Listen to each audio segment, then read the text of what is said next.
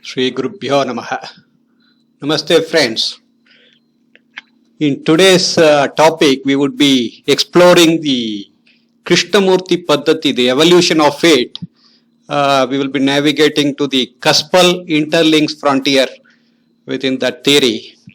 The KP method itself has multiple dimensions. So in this, we see how it is different from the traditional astrology. See, traditional astrology predictions are based on multiple parameters. We have the planets, the placements in specific rasis, ownership, conjunctions, combustions, yuddha, aspects, relationships, strengths, and so multiple parameters are there, and it becomes really the personal expertise of the person, his experience, and the complex logic are all required to actually get predictions easily in traditional astrology, which is a difficult task. And precision and lack of clarity is what is complained by the KP astrology group on the traditional methods. And also the birth chart in 2 hours interval, the lagna would be the same. You might not have the same birth chart for so many people. In the 200 interval, so many births can happen. So these are the general complaints we have. Of course, in traditional approach, the divisional charts, we can be as minute as we desire, depending on how deeply we go into all that. But anyway, it's a multi-parameter system. And the KP does not bother about all these things. The KP system of astrology, it was introduced by Jyotita Marthanda, Professor KS Krishnamurthy in the last century. And his focus was, he saw deeply inside, like the Vimshottari Dasha. He brought in within a nakshatra, dividing a nakshatra into sub-nakshatras. That was the sublord that he brought in. He totally revolutionized astrology with his new outlook. He focused on the significance of star lords more than the planets themselves, and the sublords for even determination. And the star lord is the planet ruling the nakshatra. The sublord is the planet ruling the nakshatra subdivision. So they have done extensive research, refined the mathematical calculations. We have done some videos also on using Excel for significators in KP astrology and all that. And the method does require mathematical accuracy strongly, because a software implementation would be very essential for this system, because the minute variations are to be captured in the KP system. And this kept evolving as the Cuspal Interlink theory that we would like to see today is a distinct prediction methodology later developed by as an offshoot of the KP method. It was Prasanna Jyotitamani Tilak Bhaskaran who introduced a unique approach called the KB method, the K. Bhaskaran's method, which is essentially the ideas of KP, but also a lot of changes to it. And Sara Jyotita Chakravarti Devraj of Chennai, he studied under Bhaskaran, and he systematized the framework and wrote many books in Tamil and English, and also introduced a wonderful software for his methodology. And there are a lot of books, some references I have cited here. People might be all, these are very common. So the Cuspal Interlink theory is a very interesting facet of KP's offshoot that we would do today. This advanced stellar approach, which we call the Cuspal Interlink theory, it is essentially the Cuspal interconnections that determines the potential or the destiny of a bhava. So the assessment starts with the Graha and bhava connections through the star and the sublords. We will see how these are done. And the sublord is highly valued because its contribution is 60%, and again the sub-sublord is given 25%, whereas the star lord is given 15% in materializing an event. These interconnections between the houses and the Cuspal sublords, that results in positive, negative or neutral influences. We will see all that. And each influence is filtered through star lord and sublord. and prioritized over the signification. So this is what we would do today in Excel, how these interconnections refines the potential of the house, how if it's the same house, how it strengthens, if it's different house, how it gets curtailed or enhanced, it's either totally gets disrupted or is maintained, the karakatwas essentially. So these things are a part and parcel of the stellar approach. Suppose if a house is connected to itself, then it becomes quite strong in its significance of its karakatwas. Whereas if it is connected to the second house actually curtails the growth of the first house. It does allow the growth to some extent, but then later on it takes over its own karakatwas, the second house's karakatwas, and the first house's karakatva dies. So it is getting curtailed. Whereas if it is a third house, that enhances the potential of the first house very strongly. That multifold growth is seen as brought in by the third house. The fourth house actually disrupts the continuity. The fifth house also is a good house for the first house. It will maintain the status quo. When I say first house, it could be any house. Suppose you are talking about the sixth house, it will be the first house, and the second house to that would be the seventh house. So it is with reference to the starting point. The sixth house for the Lagna, for instance, it would signify the struggles for the Lagna. Whereas it also signifies growth and also signifies competence and all things like that. So the seventh house in fact balances a control. It neutralizes the effect. This method identifies Agam and Puram. In Tamil we call Agam and Puram, the external and the internal features of life. The internal karakatwas get enhanced if it is connected with the seventh, whereas if it is the external karakatva, it gets actually shared, and therefore it will be out. So that aspect we have to recognize.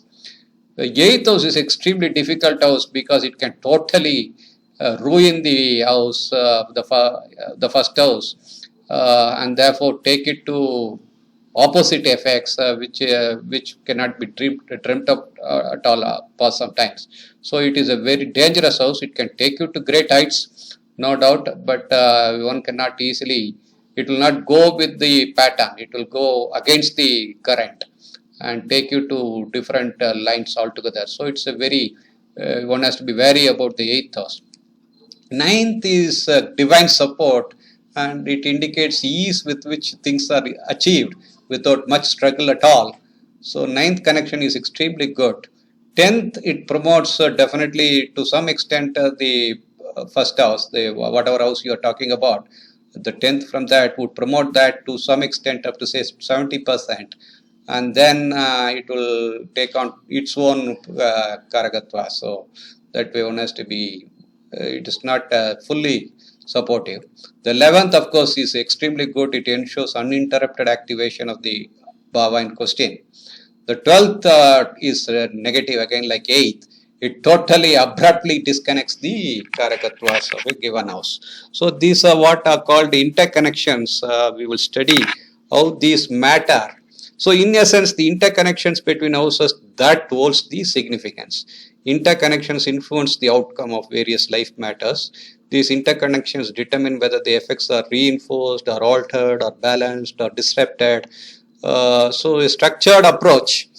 That's what the KP method, the advanced stellar astrology, provides, and we have now erected a Excel model to address all these things so that the people will be helped with these things. So let me take you to an example and how this works. So this is, I call it KP stellar interlinks and Graga, all these tables, so some version of it. So I have taken up the chart of our as well BJP Annamalai of Tamil Nadu, the Indian politics.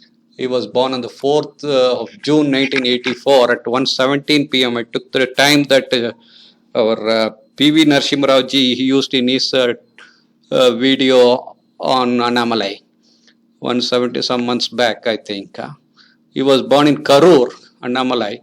Yeah, unfortunately, P.V. Narasimha Rao took some other latitude, longitude for Karur.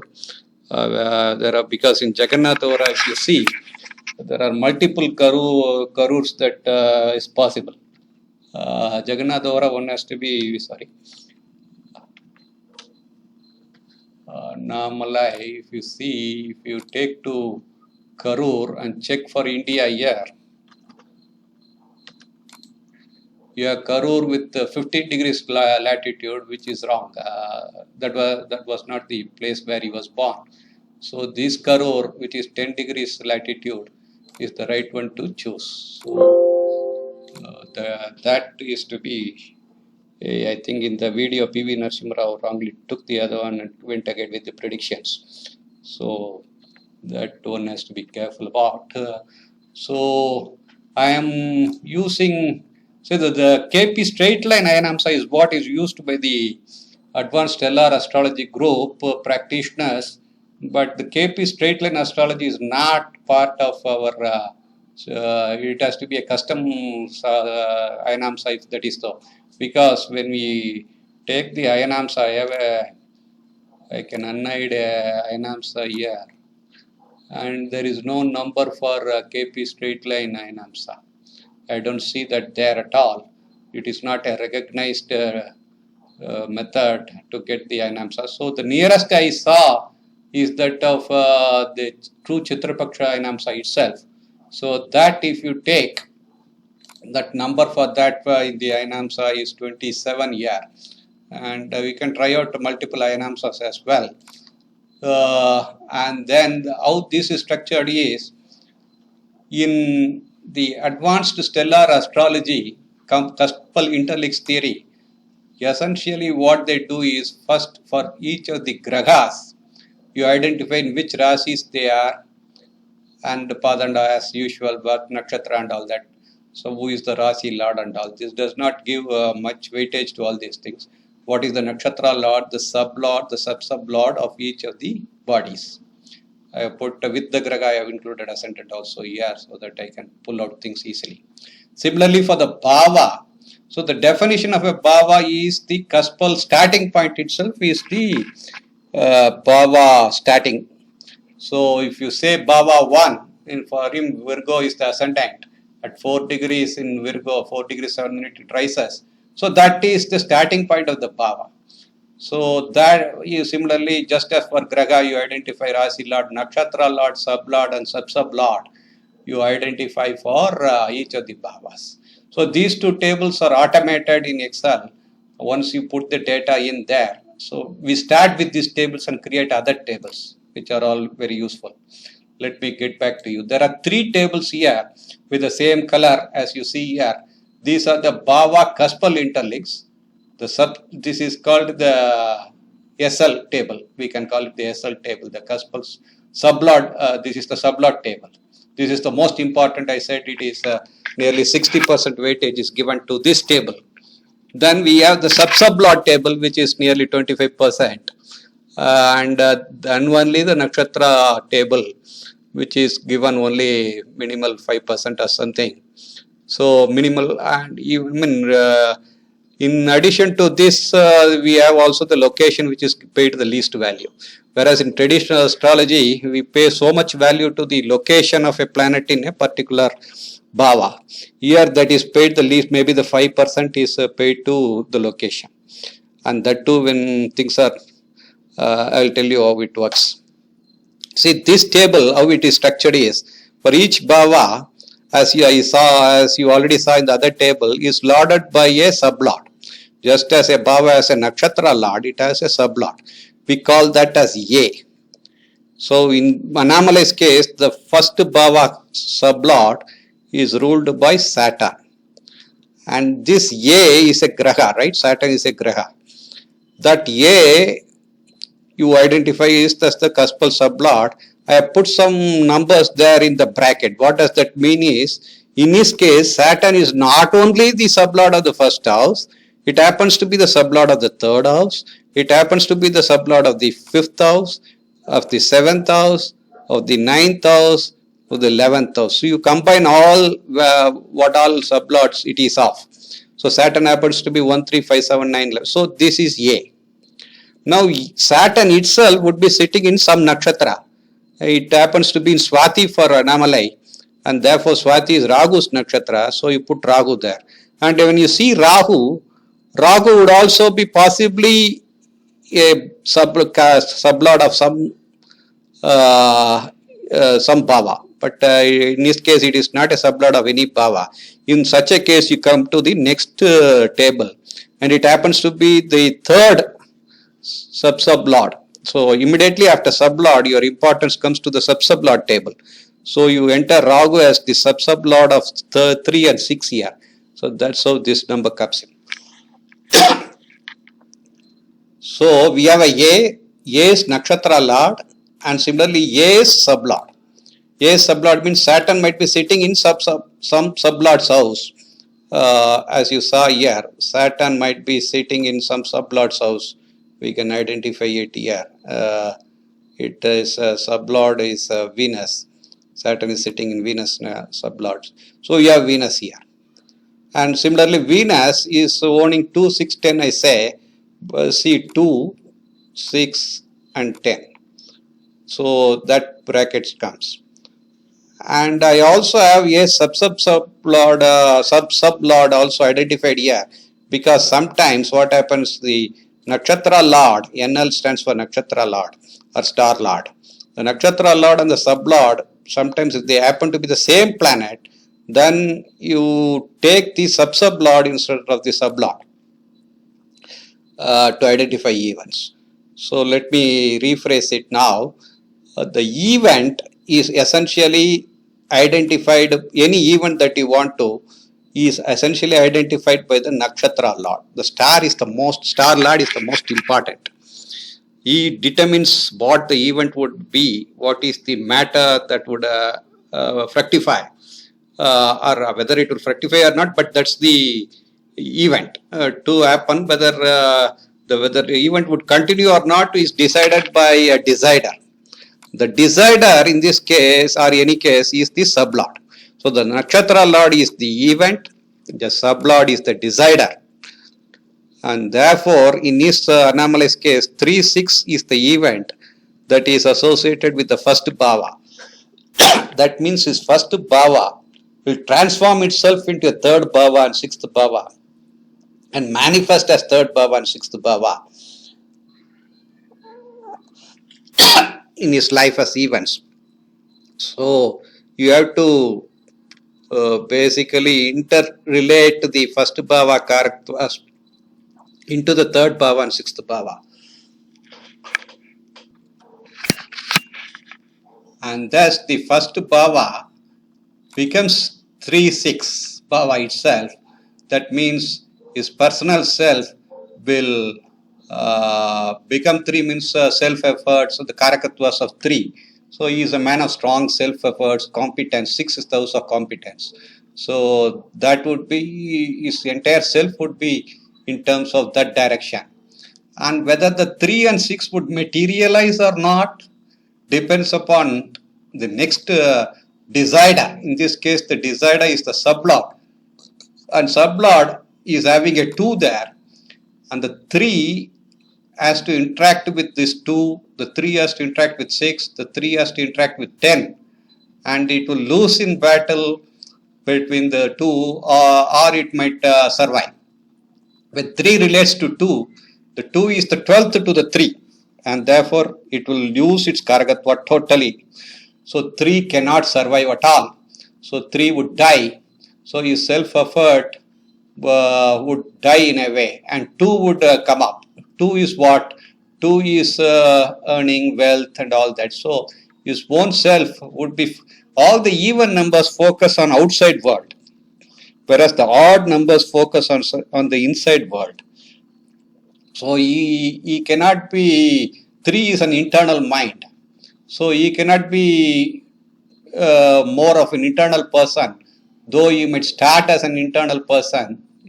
Maybe even 3 is a police, he was a IPS officer and all that. So you had to resign that, right? So give away the 3, and it becomes 2. 2 is more responsibility in the outside world.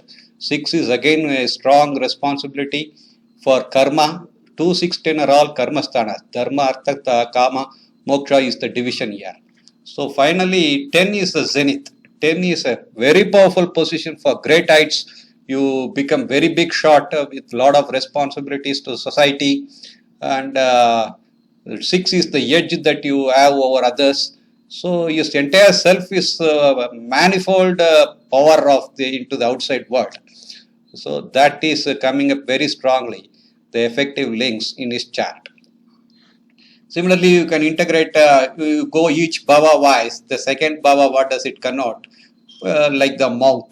Second bhava is the internal, in terms of if you have to take the karakatwas of the body, then the second bhava is the mouth, the walk. And here I have to say, there is what is called samasaptama bhavas. See, 1 and 7, if they are together, they both are occurring, then they club together as one tied as like a seesaw. They cannot be separated. 1 and 7 becomes one unit. Similarly, all opposites, 3 and 9 become one unit, 5 and 11 become one unit. And they cannot be broken easily unless there is a opposite, like 1 and 7 can be broken only by another samasaptama. Back of 1 is 12, back of 7 is 6, so 6, 12 can break it. But an individual bhava like say 12 alone cannot break the 1 here. So the samasaptamas are identified separately, and you get the effective links based on, suppose the 4 here fights with say 3 here. Then you might think that the 4 would lose normally because the 3 would kill the 4. But then that 3 is not a single 3, it is a 3-9, which is a coupled unit. So the 3-9 has no power to kill 4 totally. So the 4 would also survive in addition to the 3-9. That's why you get a 3-9 as well as a 4 here. The effective links are that way they get manifest. But in a way, 1-7, when they occur together, it promotes the, see, 1 is a dharma, part of the dharma trikona, 7 is a kama trikona. So they club together and come to you in his case. So it's a vast field, one had to identify all these things, how it. So for each bhava, bhava is more like a fate for the entire life of a person. Whereas the dashas, the bhuktis is the water, this is like a river.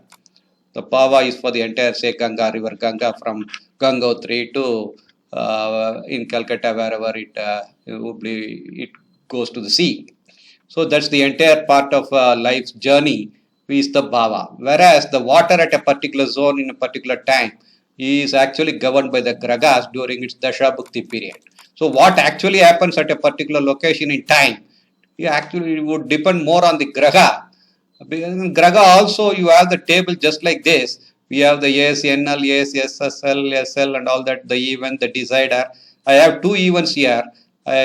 Just to identify the samasaptama bhavas. For instance, here see 4 is having a I have 1-7 as a samasaptama, 3-9 as a samasaptama.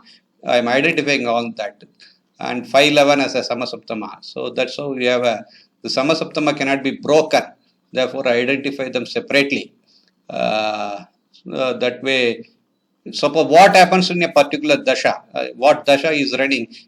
So I have to have one point I missed is the first. Chandra alone, you don't go by his natal birth time nakshatra lord. Though I have written the natal birth time nakshatra lord here, you don't go by this row for Chandra. You have to go by the current dasha, bhukti, antara, sukshma and all that for Chandra alone. Because Chandra is a different graha, right? It's not like the other grahas going around the sun. It is going around our earth. And Chandra decides the Vimshottari flow. And the event is decided now by the Dasha and the Bhukti. So the sublord is like the Bhukti. The Dasha is like the star lord. The sublord is the Bhukti. And the Antara, we call the further division of this Bhukti is Antara. and that is the sublord. So in this case, moon, which is the manas, the effective links are separately determined for moon alone. So you should not be using this, but the Dasha Bhukti interlink for the period. Suppose he is running currently Venus Dasha Mercury Bhukti. So what would happen? Venus Dasha, what are the effective links one has to check? So these are the effective links that would be, so 1, 7, 3, 9, 4, more of a balanced personality in terms of good health and all that is what is showing up here. And there is a 8 also coming up here. How should see 8 can be broken if there is a 7 there. There is a 7, but unfortunately the 7 is coupled with 1. The 8 can break the 1, therefore it has edge over 1, whereas against the 7 it gets defeated. So there are both victory and loss for 8 as well as 1, 7. So they both would coexist. That's the power of the Samasaptama. So 1, 7 would also coexist with 8. So in essence, his current Dasha would give him problems also because there is a 8 coming up. Of course, there is a good balance of health because 1, 7, 3, 9 are all very good for his personal well-being. And currently his bhukti is that of Mercury, which would be very predominant. One has to, this is a user input. I am not calculating the Dasha Bhukti in this Excel. One has to choose it yourself. And Mercury, if you see, that would be predominant. Mercury giving an effective link of 3, 6 and 12.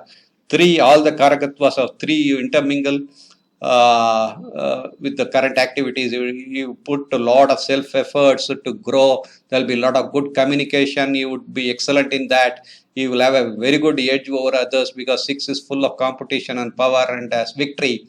12 is there will be some controlling factors also. You would be losing certain things against others, but it will also be good investment which is secretive and all that.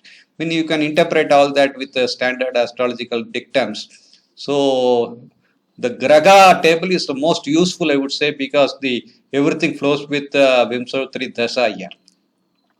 You have the chart also displayed here for any person. If you choose another person, the chart would vary and the ascendant would go somewhere. These are the Bhava degrees that I have separately put here, and these are the Grahas that are inside there. And we have to be watchful. See, here everything seems to be in the 9th house, which is God's grace. And yes, but when you see the 9th Bhava, it starts at 5 degrees 2 minutes, whereas Mercury at 0 degrees. So Mercury is not in the 9th Bhava as per this KP stellar astrology. Mercury is in the 8th Bhava because the 8th Bhava is running from 4 degrees of 4 degrees 43 minutes of Aries to 5 degrees 2 minutes of the next sign. So one has to be watchful where the Grahas are falling. Of course, you have the locations given directly here. When you see Mercury is in the 8th Bhava, so you can see the locations of planets here. There are multiple tables. So this is what I wanted to introduce. First and foremost, I have given these 2 tables, which are Bhavas and the Grahas. You see what all are the important items there. You will understand it. Then these 3 tables, which are the Bhava tables, I call them. One is the sublord table. This is the sublord table. This is the nakshatra lord table.